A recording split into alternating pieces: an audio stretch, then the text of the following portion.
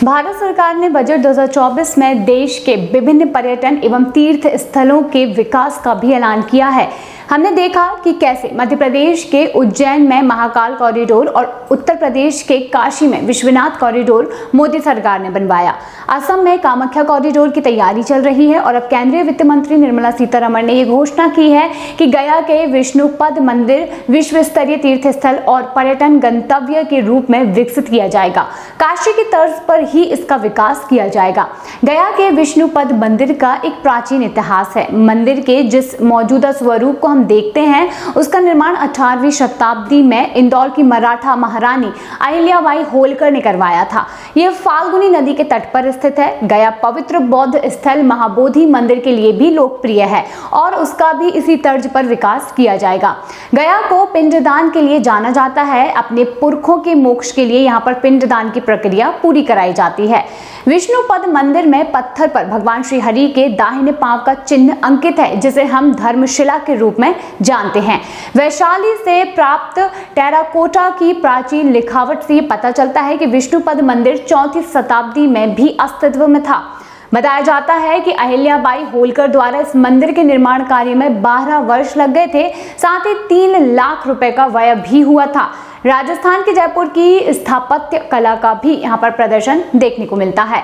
इसका भी एक विशेष कारण यहाँ पर बताया जाता है। राजस्थान के जयपुर से महारानी अहिल्याबाई होलकर 1000 पाषाण शिल्पियों को गया लेकर आई थी, जिन्होंने मंदिर का निर्माण किया और इनमें से कई वापस लौट गए तो कई वहीं बस गए, जो कि आज भी पाषाण शिल्प के काम में जुटे हुए हैं। पत्थरकट्टी गांव के भगवान दास गौड़ के बेटे रामचंद्र गौड़ इसका ही एक उदाहरण है। उन्होंने ही वृद्ध स्मृति पार्क में महात्मा बुद्ध की 12 फीट ऊंची काले पत्थर की प्रतिमा बनाई थी, जिसका अनावरण दलाई लामा ने किया था।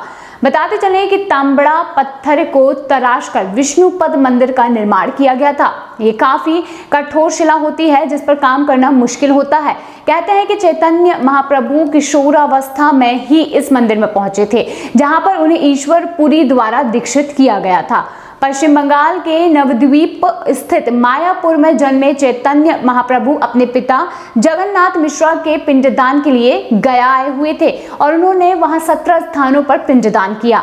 गया दर्शन के बाद ही उन्होंने संकीर्तन अभियान शुरू किया। 17 मार्च 2023 को मंदिर में कुछ ही दूरी पर इस्कॉन संस्थान ने चैतन्य महाप्रभु के पद चिन्ह का अनावरण किया और इसके लिए 2300 स्क्वायर फीट के निर्माण कार्य किए गए। इसका कलश, ध्वज और ध्वज स्तंभ सोने का बना हुआ है। वहीं बाल गोविंद सेन नामक भक्त ने स्वर्ण ध्वज दान। इसके साथ ही किवाड़ों में भी चांदी के पत्थर लगे हुए हैं, जहां पर काले पत्थर से बना हुआ 16 वेदियों का मंडप भी है और यहां पर सभा मंडप की छत से पानी भी टपकता है। वहीं मलयागिरी चंदन से प्रतिदिन श्री हरि के पद चिन्ह का श्रृंगार भी होता है। उस पर शंख, चक्र, गदा एवं पद्म अंकित किए जाते हैं। इस मंदिर का इतिहास गयासुर नामक राक्षस से हुआ है। इसके साथ ही जिसके लिए भगवान विष्णु को यहाँ पर आना पड़ा था, इसलिए इस जगह का नाम भी गया है।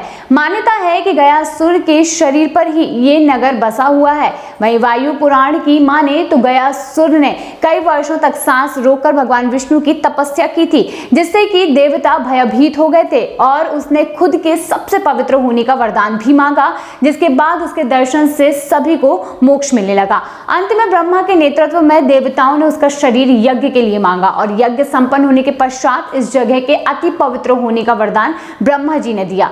कहा जाता है कि धर्मराज युधिष्ठिर ने भी यहाँ पर अपने पिता पांडु का पिंडदान किया। वहीं यहाँ पर गया का वैदिक नाम ब्रह्मा गया भी बताया गया है और गया शहर ब्रह्मयोनि पहाड़ियों से घिरा हुआ है। वहीं राजश्री गय को भी इस नगर का संस्थापक बताया गया है, जिन्होंने यहाँ पर विशाल यज्ञ किया था। वो सूर्य के पौत्र थे। माँ सीता से भी इस जगह का इतिहास जुड़ा हुआ है। लोग गया को गया जी भी कहते हैं। इस दौरान एक और रोचक तथ्य का जिक्र करना आवश्यक है। लोक कथाओं की माने तो गयासुर ने भगवान विष्णु से प्रतिदिन एक मुंड और एक पिंड का वरदान मांगा है।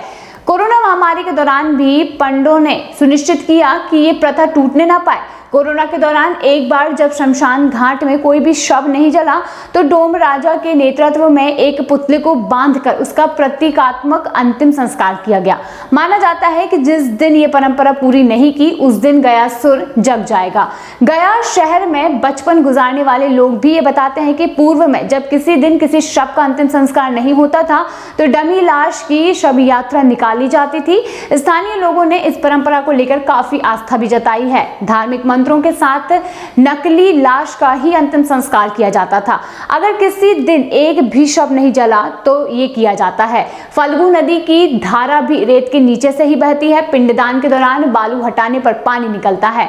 वहां स्थित अक्षय वट के बारे में बताया जाता है कि यह हजारों वर्ष पुराना है। वहीं मां सीता ने भी यहाँ पर पिंडदान की प्रक्रिया पूरी की थी। विष्णुपद मंदिर स्थित धर्मशिला ने यहाँ पर इनके बारे में बताया कि इसे स्वर्ग से लाया गया था। कथा ये भी बताती है कि गयासुर ने जब देवताओं को परेशान करना शुरू कर दिया था तो भगवान विष्णु उनके अनुरोध पर उसका वध करने आए थे। फिर उन्होंने उसके शरीर को जमीन के नीचे दबा दिया था।